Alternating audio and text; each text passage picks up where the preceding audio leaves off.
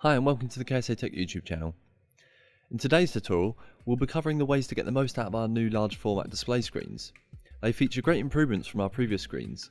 In this video, we'll cover the basic and more flexible annotation mode that can be used to annotate over any content displayed on screen, regardless of the input. This includes laptops being displayed on screen as well as wirelessly displayed content via Clevertouch. This is done by capturing a still image of the screen when the annotation mode is selected. First, in order to use the screens, you have to turn them on.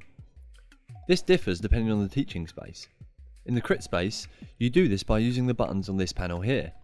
Because if you turn it on using a different method, you'll find that many basic features don't work, such as the mouse and keyboard. The reason for this is the panel allows use of the mouse and keyboard to switch between the PC and an external laptop when plugged in. If the panel is off, it will disable mouse and keyboard input entirely. By default, when the screen is switched on, it will use the Windows PC, which can be switched to by pressing the PC button. You can also switch over to the Android module by selecting the AUX button.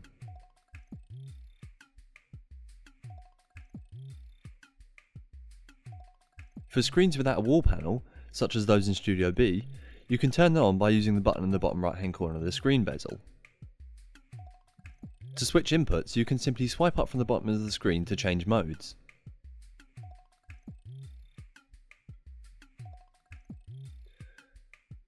Now that we've dealt with turning the screen on and switching between different modes, let's move on to the basic annotation features.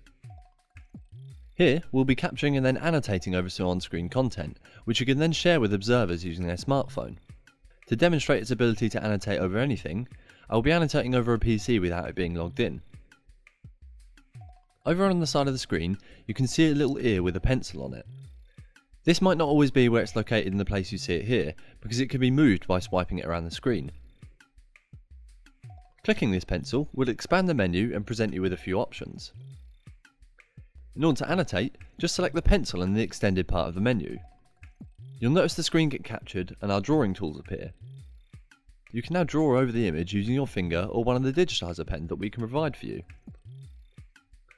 You can erase anything you've drawn simply by using the back of your hand or any broad flat surface such as the side of your palm.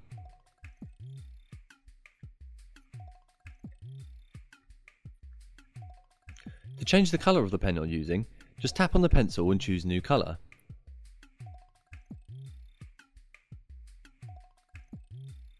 This works in a similar way for the highlighter. Another feature we'll hope you find useful is the Quick Lookup feature.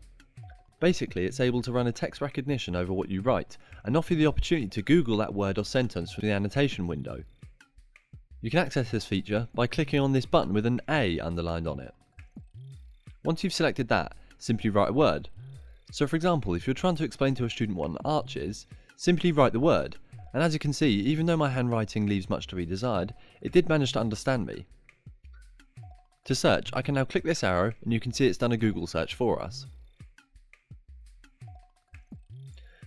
This should mean you don't need to switch between apps and devices as much, especially when researching quick and simple concepts or phrases.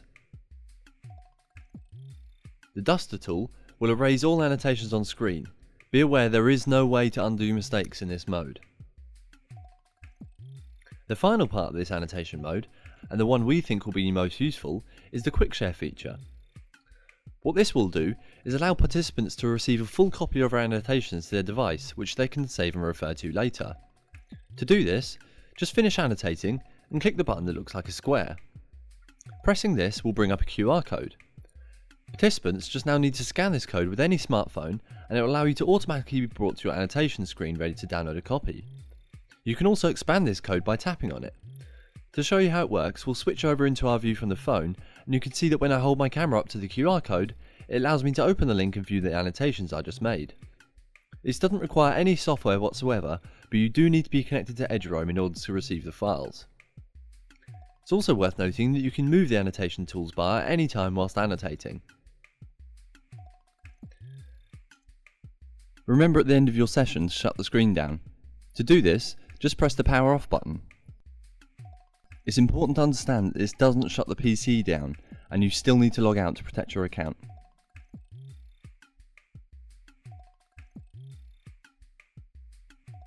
For Studio B, You can shut down the screen by pressing and holding the power button for 3 seconds, then clicking OK on the dialog that appears.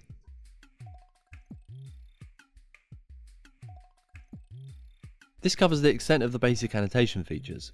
We have further videos outlining other features of these screens, but these tutorials have been broken down into single topic videos to make the information easier to understand. So, thanks for watching the tutorial. Feel free to check our other videos, and don't forget to subscribe to our channel so you can keep up to date with videos as they're released. We hope to see you soon, but until then, have a good day.